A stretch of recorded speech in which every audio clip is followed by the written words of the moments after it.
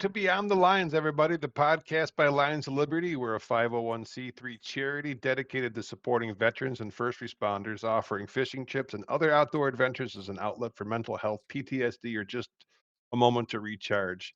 Today, I'm going to be the host. My name is Mike Stevens, and I'm excited to have you join us today because we got a great show set up for you. Today, we're going to dive into kingfishing, right? We're heading into the spring kingfishing season. And our special guest is our one, our only president, Mr. Gene Hammond. He is the one who's Yep. responsible for getting us all involved in this kingfishing craze, man. Before we get into the show, don't forget to subscribe, leave a review, like, do all those things, and hit all of our social media. Once you guys get the algorithm moving, the more eyeballs get in front of this. So, hey guys, we got the How's it whole going, man? tonight. Here's Captain Gino, our celebrity guest for the evening. I don't know about celebrity, but I love to kingfish, and we do these episodes and we go kingfishing. We enjoy it, but first and foremost, we love bringing veterans offshore kingfishing Oh yeah. and getting our veterans and first responders on the water. I'd like to really find a sponsor for the Angler Armory tournament series and invite maybe one or two able-bodied veterans or first responders to come with us on our team. That's always been a dream of mine. It is Mm. kingfishing is not for the faint of heart. Um, Sometimes tournaments do not get canceled or scheduled if there's a lot of wind and weather, and we've been out there in some pretty gnarly stuff just to catch a few kingfish. So, We'll save the stories um, because we're going to get to yeah, all those stories in just a little bit. And we got pretty Scott gnarly Bacon stuff. behind the soundboard running our video and our audio for us today. How's it going, Captain Scott? I'm doing well. How you doing, guys? Hopefully, Good. everybody enjoys the Good. show today. So, yeah, And for the great. first time, we're all together at the same time. So completing the set here is Mr. Chad DeRigo. How's it going, Chad? Doing all right. Glad to finally make it here. Chad's usually my partner on the back of the boat getting screamed at by Gene, running lines and everything else. So we got a really fun one set up for us. And let's roll that sexy kingfish footage, please.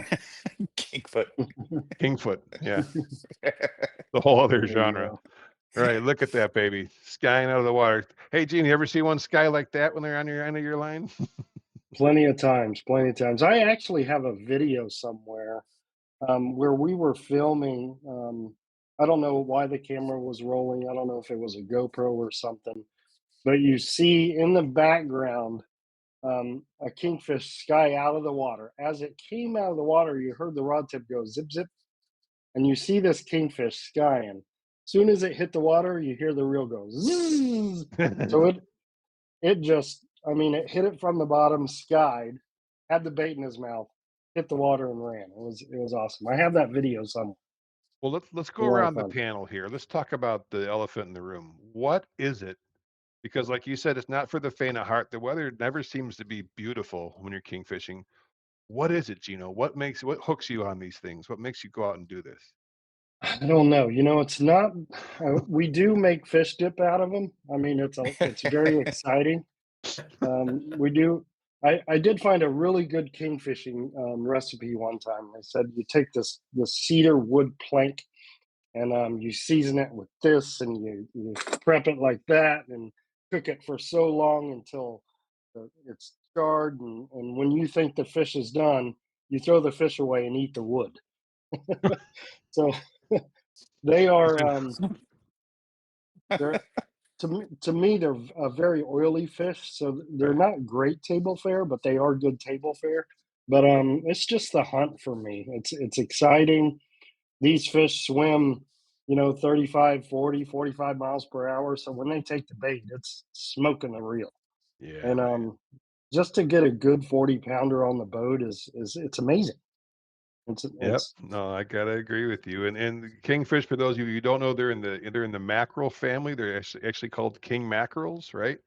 And although they're really good for you, is high in omega-3s and fish oils and all that stuff, they do have an oily table fare. And if you have gout, be really careful because Yeah, your big toe will swell up like a balloon. Ask me or a Gino. lot of puring. Yeah, a lot of purings in there, and it's just being out there with you guys too. We have so many Right. great stories of king fishing. Like Mike and I, we've been king fishing for a while now, and we went from my little 25-foot pursuit to 35 Everglades, and then back to the pursuit. And we decided, yeah, we're not doing this in the pursuit anymore because Uh, I got the soft. pursuit was the best.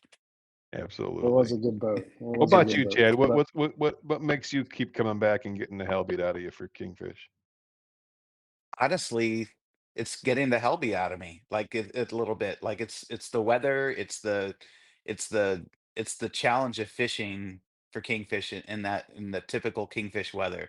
Like I love it. I love when the boat's rocking and we've got 5 foot seas and you're trying to set the downrigger as like you're moving up and down like 4 or 5 different feet, and like it's a challenge. It's a blast. so I'm going to cure you of that, Chad. I will cure you of that. You haven't cured me of it yet. He's You Nobody haven't unflappable, cured likes me of it. it brother. yet. You can't Yeah, cure you Chad are. Dorigo. You are fearless, buddy. You are fearless. But What yeah, about you, Mr. Bacon? What do you love about these stupid kingfish that keep us coming back again and again and again? Well, I do it for the money. We win so much that it's for the money. No, honestly, it's that excitement, man. Seeing that fish come out. Like Gene said, hearing that reel go off, people running and gunning and pulling and pushing and rocking and rolling on the deck, and people are grabbing the other, trying to keep them on the boat. And Gene's yelling, "Do this, do that," and it's keep it off the boat, keep it off the boat. And then you come to find out it's a shark. Right. That's yeah. exciting. A Yeah. shark. but Of but course, it, a but huge it's What's the the alligator. challenge, what's the right? Yeah. number one? Of having to get all those lines in so fast, You're and right. And you do it you know again, you do it again, you do it again, and one time it's a nice king. So again, it's the What is the it's number that one rule? exciting.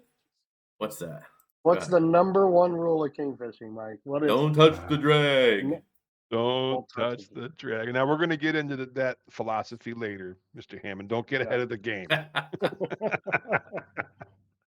Don't You're not the touch the captain dragon. right now, pal. All right.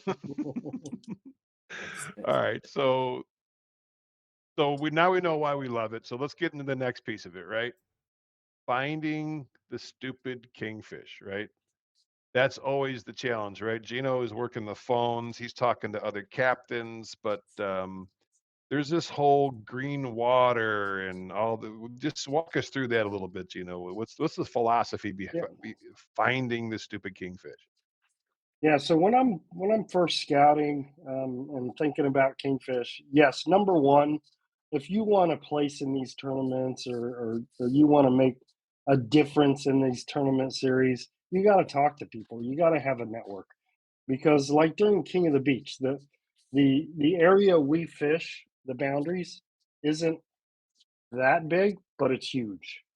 So Hmm, you cannot cover that much ground a week prior, so you might have one guy scouting south, one guy scouting the middle, and I'm usually the one scouting up north here. But I'm looking. First thing I'm doing is looking at water temperatures. So usually around 65 degrees, they'll start coming in. Water temperatures, bait, and water clarity. Um, Not going to catch a whole lot of kingfish if you got really dark, murky water. We've had a few seasons where red tide was in close. Out of a 4 or 5 tournaments during the season, I think one year only 27 fish were caught the entire series. right. So, and I'm looking for water temp. When I'm scouting, I'm looking for bait. If you find the bait, you'll find the fish. Bait pods are always good, and they can be right up alongside the beach, or they can be in 65 feet of water. So, a little bit, you got to know a little bit where to go and what to look for, but you've got to have a little bit of luck too, because I've been on in kingfish tournaments where I've seen 35 pounders after trolling for 3, 4 hours. I've seen 35 pounders come over the rail on a boat that's a quarter mile away. So a little Right, bit of luck you could there see them with too. your binoculars, right? And what about, Yeah. Scott and Gino, what about the bottom, right? We looking for the typical wrecks and stuff or channels or structure or If I'm fishing wrecks, if I go out and fish a wreck, you're going to run into a lot of AJs because Yeah. the AJs will follow the bait too. If you are going to fish the wrecks, don't go over the top of the wreck. Stay on the outsides, and just kind of skirt the wrecks because you'll run into more trash fish or fish you don't want to catch if you go over the top of those wrecks. And we're looking for ledges and hard bottom too. We've caught plenty of kingfish where there's no wreck and not a huge ledges or anything like that, but hard bottom where there's bait. They're Yeah. going to be where the food's going to be. You know? Yeah, Alright. absolutely. They like They that and Tampa they Bay love those. channel too, it seems like, for the That water Tampa Bay Yep. when that channel, right, when yeah. that current's coming in and out or whatever like that, it's flushing that bait in and out, in that channel, and they can just seem to cruise it. And you've got a couple Yep. deep spots There's there where it funnels down and they can circle in that deep and come up and snag the bait. So It's like seems going yeah, to the there's seems to been buffet do a for good them. tournament job. winners. There's been tournament winners that have been way up in the middle of Tampa Bay Yeah. and certain Yeah. cuts and tournament winners that are 40 or 50 miles, well, not that far during King of the Beach, but 25 to 30 miles offshore. So So you just never know. and Gene, again, this is one for me being, a newer member of the team here and only fishing it for 3 years. But the last couple years, the water temperature, we were talking, you said, you talked about the water temperature, but the last couple years we were fishing water temperatures that were well over 75 degrees. How does that affect the kingfish? Well, they'll move with the bait, and when it gets 75 to 80, they're going to be further between catches. But there's kingfish around right now. It might be a little cold. They might be out deeper, but there's always kingfish around. But they may not be um, um, that plentiful, right? What's your temperature range though, Gino? I think that's where Scott's kinda headed here, like, our 65 to 65 degrees water temp. I'm looking. 72 to 75. It's getting pretty warm for those kingfish. So But at what 75 is depth? really appropriate. Right? Like Doesn't matter. that's always a question for me, right? Like it might be 75 degrees, right near the surface, right? But if you go down 20 feet, Well, there's really no way of knowing because we're getting our water temp readings off the sounder on the boat. So there's really no way of knowing what the temperature change may be 40 feet down. You know, not exactly. It's going to be close to the surface, but it could be up to 10 degrees off too. I've done a yeah. lot of scuba diving right, in the right. Gulf waters, and you'll go through a thermocline where it might be 70 something on the surface. You go through the thermo, and it's just Yeah, brutally cold. You know, absolutely. so, Yeah, I think that 65 to 70, from the sounders on the boats kinda puts you in the safe zone for the thermocline changes, right? You shouldn't yeah, have you're still if you have dramatic change, will be in that range that's below that 75 degrees. And But, yeah. yeah, and the other question I had, Gene, is where can I find a kingfish? Can I find them? We're in the state of Florida here, and so we can talk about Florida. Maybe you do know about a little area, but I'm specifically talking about Florida. Where do you find kingfish? I mean, you got to go find the bait. I've caught plenty of kingfish within quarter mile of the beach, and I've also caught smokers 120 miles out on the elbow.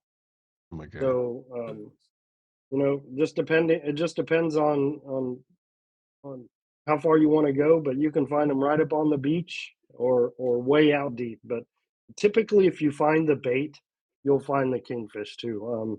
So And they that's Kingfish do. like to. just stay with that for a second because if for those of you who Yeah, don't know, what Gene's talking about is the Gulf, right? We're on the west coast of Right. Florida and that, yeah. Tampa Bay area. But the principles you're saying holds even on the other coast, right? Like you find the bait in the water temperatures and stuff. But, Yeah. And On they on are our a coast, migrating fish, though. Oh yeah, yeah. Yeah. So in the summertime, they'll move like we're getting into summer now. They're coming from the south, headed north, Right. and I watched a documentary on this one time, and there's really two different types of kingfish that split the Gulf and that kind of follow the bait on the east side of the Gulf and the west side of the Gulf. They go up north for bait and water temp, and then those same fish will come back down and follow the coastline back south in the fall or winter time. Just got to get lucky, sometimes they have these massive kingfish tournaments. You might lose the run, miss the run altogether. Right. Right. You know? Mm. That's why the scouting is Um, important, right? You gotta have a network of folks, or your butt needs to be out there pretty often searching for it. And we're going to talk about baits and stuff, but how about a little bit, Scott and Gino, about the types of fishing that we can do for these fish, right? There's trolling, there's kites, there's sit still and let it free Man, line, So Yeah, walk us through a dynamite. little bit of that. There's not dynamite. No, that's yeah, oh. dynamite. Yeah. So, well, again, I'll start off, and then Gene can finish up because obviously the one that I've always done prior to coming here fishing for any type of king mackerel and anything was we always did either slow trolling like you'll talk about in a second here, or I the guys anchored up and we just chum real heavy and pitch some live baits out and pray and wish, and so you hope there's a kingfish coming, and or you can bring them in with the chum or whatever. But since we got here since I've gotten here with you, Gene, and we've been doing a lot of trolling, so seems to be the go-to piece. Although that one time we did try a little kite fishing. Go ahead. Yeah, so yeah, you can the typical way most people do it on our coast is to bump troll or slow troll, 1 to 2 miles per hour, 1 to 3 miles per hour, slow trolling with live baits. Usually, and now I say live baits. That depends what bait you use, depending on where you're at. If you're way up in the bay, people are using a lot of mullet, bigger mullet, and ladyfish, right? If you're just offshore, I've caught kingfish after I've hooked Spanish mackerel before. Mm. A Spanish reeling in a Spanish mackerel, I caught 35-pound kingfish 10 feet from the boat that ate the Spanish mackerel that I just caught. Hmm. So Spanish mackerel, but typically offshore on our coast on the west side of Florida, we're using what they call blue runners. Yeah. They're a great hardy bait. They're a silvery, flashy bait, and that's typically what we use, blue runners.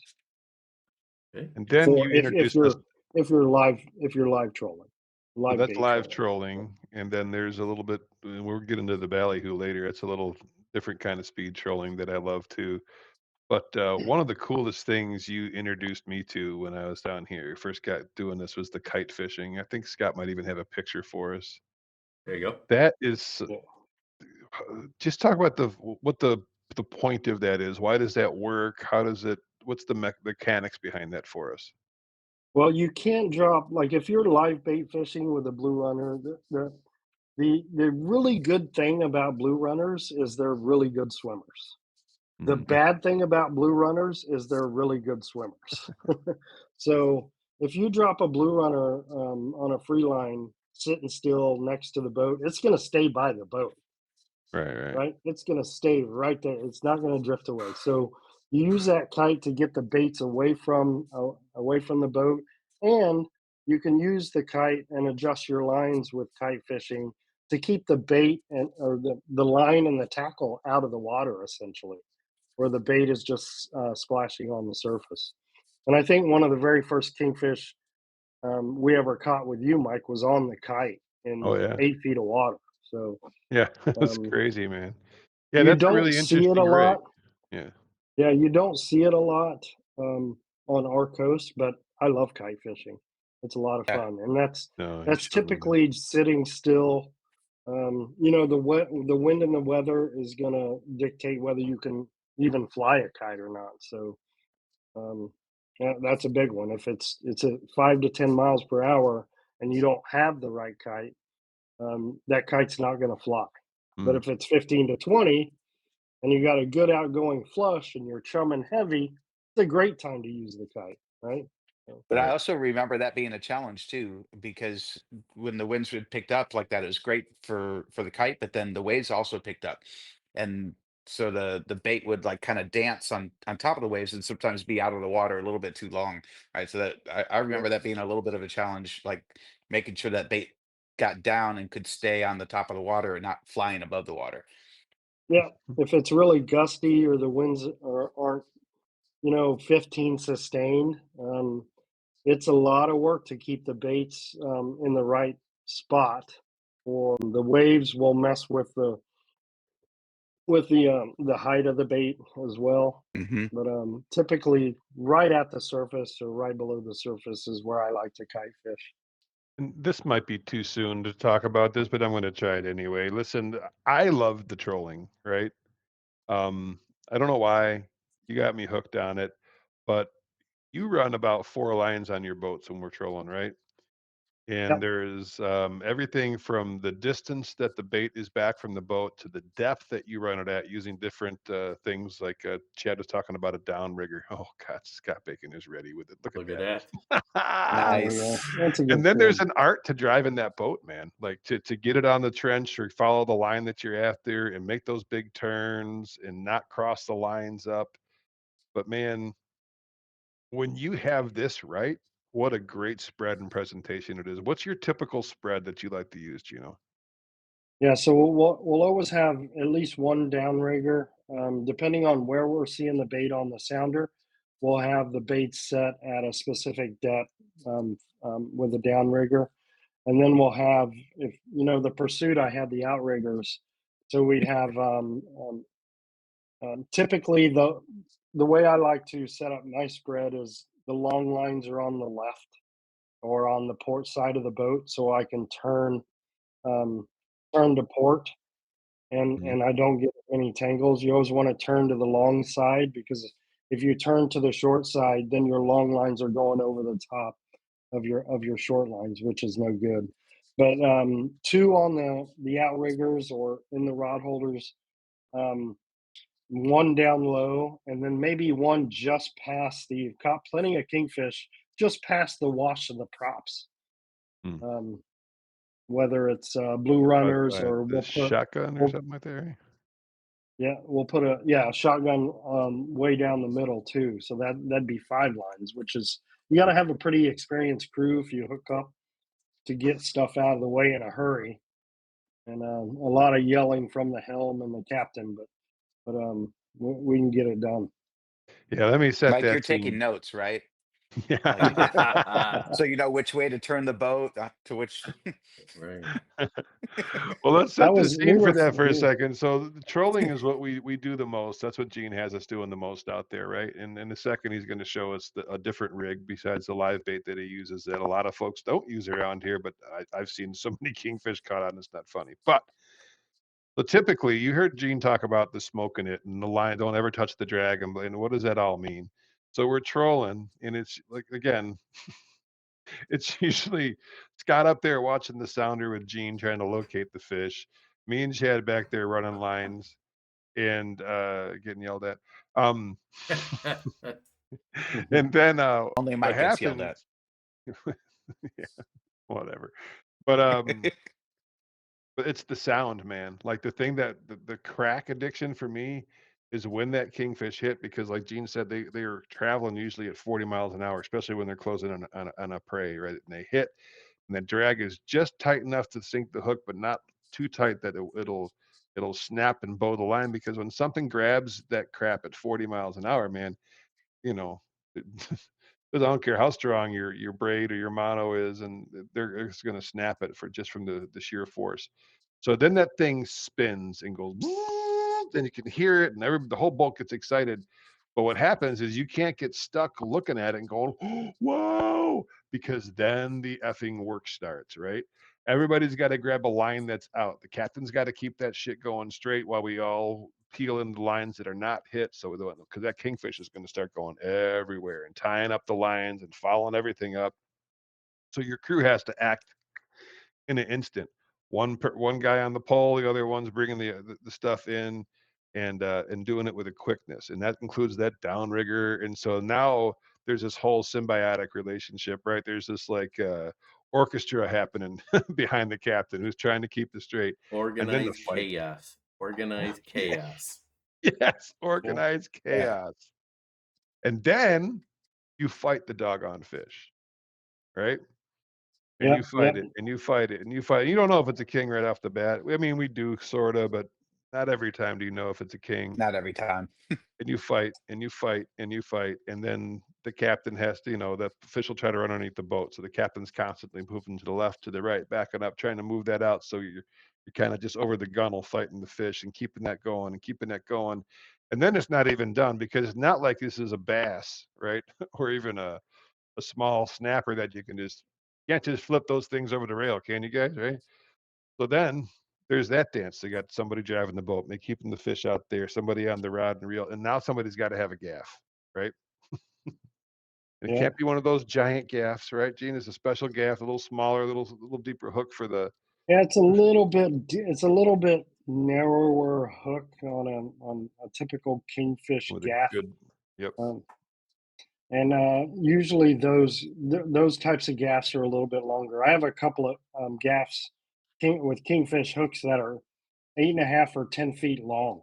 The Mm-hmm. gaff itself, they're just massive, But Right. sometimes you got to put a couple of gaffs in them. So Then then if you gaff them, you better have the rear end to get it up over the rail onto the boat. And then it's still not over. You can't lose focus. That's the other thing, and I think this is one of the reasons Chad loves this, because there's no breathing. There's no taking a break. It's like focus in the fight the whole time, because they have big freaking teeth, man. Right? So what you yeah, don't want to do is have this, 25, 40-pound fish flopping around, and you're the guy not paying attention, and it just rakes your ankles. Those teeth gets through you, and so yeah, then. and you got to once you gaff that and get it on the deck of the boat as soon as possible. I was Mhm. fishing the East Coast with a friend of mine. I don't know, more than 10 years ago, and we caught a kingfish. He was on the rod. It was just me and him on the boat. So I think we had 4 or 5 lines out. But I gaffed. When I gaffed, I went high and came down on the deck of his boat. It was an old blackfin boat, but it bounced off the deck onto his cooler, onto the transom, and then right into the water. Oh God. Oh, nice, Yep, nice. yep. So what happens? Like You just pulled get it a on the deck as Captain soon as Captain possible. Mikey. Yeah, What? yeah. Yeah, Well, yeah. I think I saw it you was Did do I it that was do once, that? really Mike. weird. It Did I was do that? really weird. It's like as soon as it hit the deck, it like flexed and jumped up on the cooler, flexed again onto the transom, and then in between the engines, it was gone. Wow, that's So, crazy. So ridiculous. But so again, guys, just as I did all this work and have some nice pictures. So Oh how do yeah, we, how was that? we talked about the live bait real quick. Let me just kick back a little bit here and kind of just show the user the types of bait around our area that are could be used for live bait or bump trolling, as Gene had mentioned there. And also the other thing there is along with that, you can see we also have some different trolling plugs and spoons that we can use. So the nice spoons there on the bottom right corner, different colors, a lot of flash. Just a single deep troll 20 footer, macro colored. This one happens to be a Rapala X Wrap, but something that's gotta have a lot of movement, a lot of flash if we can get it, and something that kind of mimics the bait. So just wanted to kind yeah, of I throw that love stuff these. in. I love the when I'm doing artificial. Of course, we always have ballyhoo on the boat, but I love these bomber plugs for kingfish, Right, and let me I'll kick put over to you, these out Gene. on the Hold on. Yeah. Make sure we can Yeah. see it. There you go. Now do it again, Gino. Go But ahead. so I love these bomber plugs. They're cheap and they don't go down very far. But if you pair it up with a planer like this, so this planer will be hooked to the rod. Let me get out of the way here. This planer will be hooked to the line like that, and it'll actually pull the bait down. And Yeah. the bait itself is hooked to the back of the planer, and you can get a surface bait like this down 20, 30 feet. So when it's being pulled like that at that angle and the fish hits it, it'll bring that bait to the surface. So we use these, we use these a lot with ballyhoo connected to them, or we've caught a lot of kingfish trolling these bomber plugs that are great baits, great And baits to use.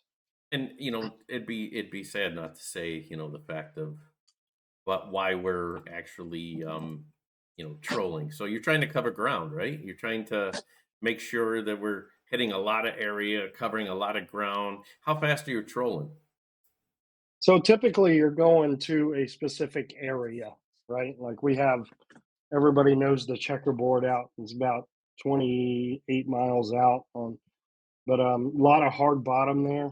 What I like to do when I get to a spot is I'll put out the artificials and the ballyhoo and obviously the chum, and I'll speed troll it. By speed trolling, I mean 5 to 7 miles per hour with those plugs and the ballyhoo out.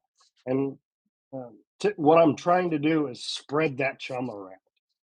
And then once I do a couple of laps there, I'll slow down and throw the live baits out and bump troll. And when you bump trolling, you're basically just trying to stay ahead of the baits, 1 to 3 miles per hour. You're just barely moving. And you're what, Um, 4.5, 5 when you have a lure or a ballyhoo on, oh, I'm right? 5 to 7, 5 five to to 7? seven. Okay. And Yeah, that's sometimes covering the faster. ground, and that's kinda like Yeah, almost like your locator service, right? You're gonna troll your bigger area, and either you're gonna hook up or you're at least gonna start seeing where the big marks are, right? that's And right. that'll and And that's you'll find the bait a little faster too right. Find when the you bait pod. speed troll it first. And Right. then if you got a 15 to 10 mile or a 10 to 15 mile an hour wind and the current's going the same way and you're slow trolling and you turn around against all that stuff, you might be moving 1 to 2 miles per hour through the water, but your speed over the ground is nothing. Right. Sometimes you're Yeah. not even moving. On the Right. East Coast, when we run tournaments on the East Coast, you get pointed south trolling live baits. You're moving through the water, but you're actually moving north because the Gulf Stream is going 3 to 5 miles per hour. You That's know, crazy. you're just going nowhere. But if you turn around and slow troll with the water going north, you're going to cover 20 miles in no time. Well, So in case Right. our audience can't tell, this is one of our favorite topics because it's one of our yeah, favorite things to go out and do, right? a lot But of fun. here's this gear that Scott has up for us, Gino, and that's the planer boards you were talking about, right? And the different sizes actually tell us the depth that those will drag the bait down to, right? That's Yeah, pretty much what number the size number of those. two, that looks like a number two that's about 15 to 20 feet, or a And then the number Yep. one, three that's 25 to 30. right? So, And we use these reels and these rods, and that's a pretty good example of what we use right there, Gino. Um, the the traditional, reels are a little older. The rods look a little beefy, but you want a long, tall rod like Mike has there. right? One thing about a perfect kingfish rod is it's very flexy. If you take that rod and bend it from the tip, Right. most of the flex is going to be right at the tip. It's going to have a really soft tip. Yeah, like at the Ah, very tip. The last like right. 3 or 4 is going to be Yep. um, Super flexible up bending. here, There you go. There you and go. then it stiffens up as you go back for that fight.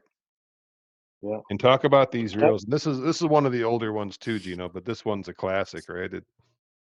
Yeah, that's a TLD 25. I've caught a lot of kingfish on those reels, but and one thing about the reels, right? Let me turn that around.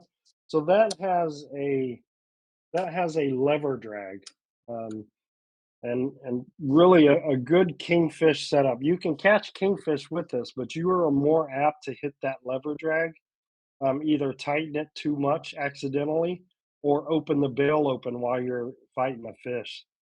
So if you can show me, Scott, what Yeah, you what are you really rolling should over there? use, what you really should use is a star drag like this. This is what I'm switching all of my kingfish gear to. This is a Daiwa Saltus, um, Right. a conventional reel, but it has this star drag that has a lot more granularity in the drag. And when you're talking about kingfish drag, you're talking just barely maybe 5 to 7 pounds of drag. Yeah. Um, because these kingfish mouths are really soft, and sometimes when they swipe at them, you'll foul hook them, but you're talking very light drag, and never tighten your drag if you don't have to. Just leave the drag alone. But Right. with these star, if you look at the difference here as you're reeling, that lever drag is You could right bump next that to with your the knuckle stick. or something, right? I've seen it happen. Yeah, Yeah. we've done it. We've done it ourselves. So Yes, we have. yeah, these star drags are a lot more precise, a lot more granular in the amount of pressure that you can put on the drag itself, and they're less likely to cause an accident. But that Fury 600, that's a great reel. Accurate's a great reel for a kingfish setup in a conventional setup like that. All And right. You're not So we saying talked anything new about to a the bass fisherman. Bass fishermen have been using star drags forever. yeah, It's a true story. Wow, really? Well, we're gonna there you do go. that. That's good. That's when Chad's gonna be in Gene's seat. We're gonna do like a bass special one day. He's gonna school So, us. There you go. Mike, why don't you talk to us about my favorite thing that I like to do about when we're catching fish We and can't going say that somewhere on air, else. can we? Oh, no, no, Oh. no, no. Whoa, slow down, slow down, slow down. But Yeah, family show. what's that nice saying, since we're kind of coming to the end of the time You here, and never leave fish to find fish, well, we're unless your name is kingfishing I Chad know. though. Bacon. And you're Yeah, kingfishing. and you're kingfish. Now, if we're kingfishing and we find a bunch of AJs, we're moving because AJs whip your butt, And if you right? find a bunch of small kingfish, you want to move. Why? Yeah, they don't really. The school. That's one of the things that we learned here too, right? Is that if you start catching the 6 to 12 pounders, that's what you're going to stay into, right? Usually Yeah, the they call typically them the schoolies schoolies. stay together.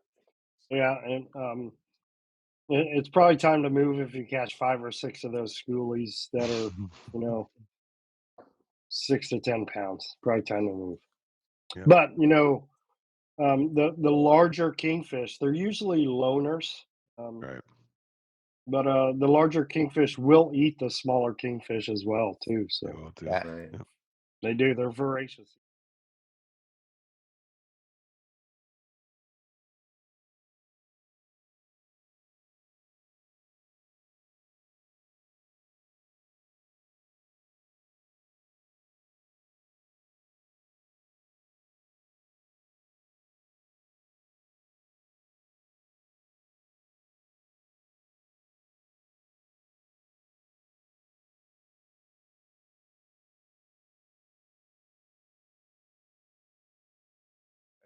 I think we have a follow up to this one, and we're going to get into Yeah. the heavier detail. But in general, if you're going to send somebody out king fishing, what's your we're using braid or we're using mono? How much are we using? There's that Yeah. So steel leader. Just get us through the real basic part of that, right? yeah. So if I'm when I'm professional tournament fishing for kingfish, it's typically 20 to 30 pound mono Hmm. on the entire reel. Or if I do have braid, like this Saltus here, I'll put at least 100 to 150 yards of Yeah. 20 to 40 pound mono top shot on top of this, on top of your braid.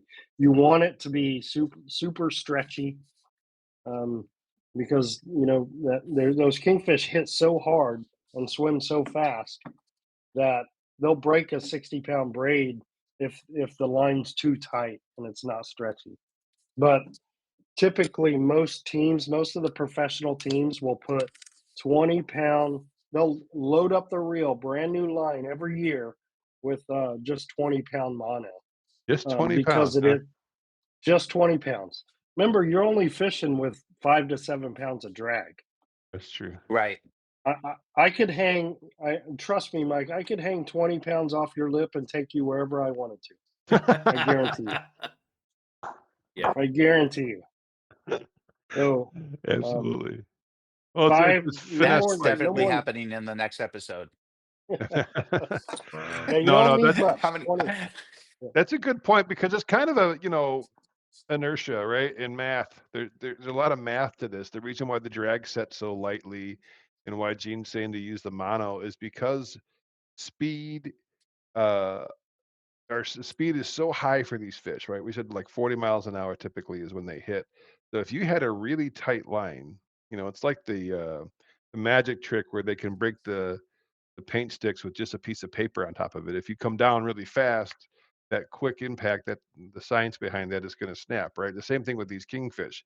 If that mono has stretch and that drag is nice and light, it's going to be just enough to bury those hooks in the softer mouths, but not enough to forcibly snap that line in half. So that's something, if you didn't know somebody who did this, you would guess, well, those are big 30, 40-pound fish. I'm going to get some freaking heavyweight gear on there. So that's Well, good stuff.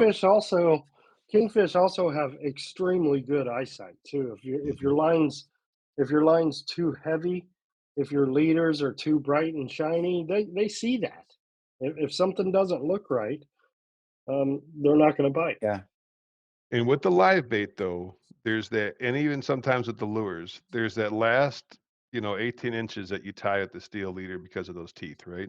Do you have one of those tied up you can show us on the camera? Like this, and tied this on the video. So yeah, this is a 7-strand braided rig that you can make, or you can buy these like these.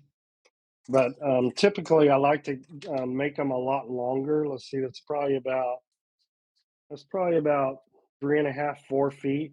But it Okay. looks just like that if you can see it. Yeah, that's good. Yeah. And Yeah. so, and again, we'll get you a video for this coming soon, guys. If not, we'll attach one in here.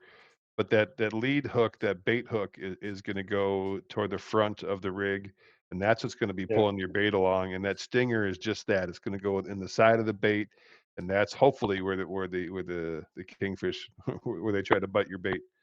Yeah, you don't Get want to put up that there. stinger rig in the back of your bait, or even a ballyhoo, or whatever bait you're using, Mhm. where it causes strain or causes the Right, bait to double over on it. So you want a lot of play in there, right? right. That hook, that single hook should be the one pulling it. You shouldn't have any force behind that stinger. That stinger is only there to hook a doggone fish, right? Yeah. Um, And also not and too much space between, because I don't know how many baits we pulled back where they bit right in the middle. Yeah. hey Right in the man, middle. cut that fish Between the right in front hook and half. the stinger. And how I know and what's the you'll what's have the the head weight? hanging for this one, and the back half Uh-huh. of the fish hanging from this one. How Yep. does that happen? Chad and I reeled a bunch of those in, didn't we? Well, what's And you said sometimes, it was 6 strand, but what's the pound test that you're using? People are gonna ask, right? yeah. So that in super clear water, I'll use as light as 46 pound. I typically won't ever go less than 46 pound, either single strand or 7 strand. Um, but I've used rigs up to 65 pound too. If they're not biting, just keep going as low as you can until you start getting the bite. Mhm. But typically 40 to 60 pound, 7 strand is what I use. 46. I think it's 46 actually. Yeah. So this is what it looks like, that hardwire tooth-proof stuff. This is that single strand that you can twist up, hardwire, and then Yep. your 7 strand will look something like this. And This is Scott, are they toothproof every 46 pound. time? Sorry, Yeah, what were you no, saying, Mike? Sorry. Are they tooth-proof every time? No, hell no. They no. yeah. Sometimes Chad was saying, you come up with half a bait, but it's not just half a bait, it's only half a stinger. I mean, they've Yeah. chomped right through that wire, but like Gene said, you have to have, that wire's got to be smaller. They have great eyesight, they put the bigger stuff in there, they see it, they can hear it in the water, whatever it is, and they're not going to hit. But There's hey so Gene, much to this subject that we can talk about, like so much content. So right. I did see one other thing that I'd like you to pop up on the screen there because again, another one of yeah, those. I saw you had a couple teasers there. What are we doing with those teasers? Oh, yeah, yeah, yeah. yeah. So we'll take this. This is just provides a little bit of flashiness to your Hmm. presentation. We'll rig a few of these stinger rigs up with the teasers. Hmm. And put them either on. You can use them with the live bait or put them in front of your Yeah. ballyhoo or plugs. Does color Just to, matter? you know, I always use green or pink. I never Just Yeah. use preference, any right? other two colors. Yeah, green or Yeah. pink. Okay. Usually have one green one pink one out. So green Until and they pink. start biting, right? And then you find out Yeah. which color they prefer. On Yeah. yeah, on my spoon selection, nothing beats a gold spoon, man. Gold or just a The silver, silver, yeah. Oh, Yep. silver, gold and silver. That's typically all I buy is the silver or gold. Nice. nice. So Gosh, Great. we could, yeah, man, we could do this for another hour, yes. guys. I think we're gonna owe the community one more Right. one Right. more Kingfish follow-up, right? Has it We're been an trying to hour already? Oh yeah, yeah. Yeah. I was wondering the same thing. we're right around 49, 50 minutes here, I think. So we probably should wrap this up. Normally I'd walk through here and do key takeaways, but that'll take us another 40 minutes to go, right? So let's just say this, right? If you really want to take the important things away here, go back to the part of the video that talks about locating kingfish, right? It's about the water temp, the clarity, and finding the bait, right? They range anywhere from the 8 feet of water we caught them in to 120 miles offshore. It's really about finding that bait and having a good network if you're going to fish a tournament weekend, so you can be scouting for each other. And then, really, Gino, it's having the variety, right? Like a lot of fishing, the reason why we use hard baits and we use dead bait and we use live baits is because you got to bring it all because you don't know what kind of mood, what the bait, what the hatch is, let's say, or what's going to be out there. So come prepared to do everything and don't get stuck in one thing in your mind. Um, Yeah, eh, yeah, all right, man. So, Mike, Well, just we'll make sure we tell the users here that we have a couple videos, like you said earlier. Maybe you're going to get to it, but I will post those in shorts on YouTube. So, and put a okay. link in the Okay. description to the two videos that Gino had made for him. The making of a stinger rig and how to tie a ballyhoo. That tying a ballyhoo is pretty important for those of you that do it because there's a special way of doing it so that they swim natural. So great Right. video. I'll put them up there so everybody can take a look at them. That's fantastic. Yeah, that'll be at the Yeah. bottom of this video, guys. He'll hook those up, and that's another job the captain Gene, passed on to me it'd and be Sherry. great too to get a video clip of one of them swimming in the water, right? Because it's rather impressive yeah. I could how do that. beautiful they swim. Yeah, How about Yeah, we do it's that next time we amazing go when you put it. kingfishing? Yeah. Yeah, when you put it next to the boat, it's just it looks perfect. Like Yeah. it looks perfect. I'm pretty sure Chad's Even trying to even with volunteer to hold the camera. I'm just saying. even with one of these things in front of it, it looks like the fish is chasing this little teaser. But Yeah, Right. Yeah. we're doing this. But yeah, just please subscribe and share to the channel if you enjoyed the yep, content. I mean, we're doing this for to give veterans on the water. That's our Yeah. main purpose here. So yeah, man. That's how we pay the bills, right? The more likes and subscribes we get, the more you guys follow us on social media, the more we're going to have a chance to go out and do this. That's the way the world operates now, right? We're gonna leverage this social media thing. Visit our website so you can get signed up for our newsletter. We've Yeah. just reinstated Please. that. We just sent out our January edition. We're going to get that sucker out monthly. Our socials are up to date now. We're going to start posting more to TikTok and Instagram and Facebook. Follow us on all those platforms, man. Everything that you do is going to help us put the veterans on the water, because we don't take a dime from this, guys. All the money goes right out to our veterans or getting the boats right, or whatever it takes to get them out there. Veterans, first responders. That's what this thing's all about. Yeah. And yeah, we can't wait to see you out there on the water. Give us a call, give us a sign up on the website, send somebody that needs it, right? And we thank you very much for listening to Beyond the Lines. Together, we're making a difference for those who've given us so much. So we're going to see you next time, guys. See you, boys. Thank All you. right. Great See you show, later. guys. Great Thank you. episode, man.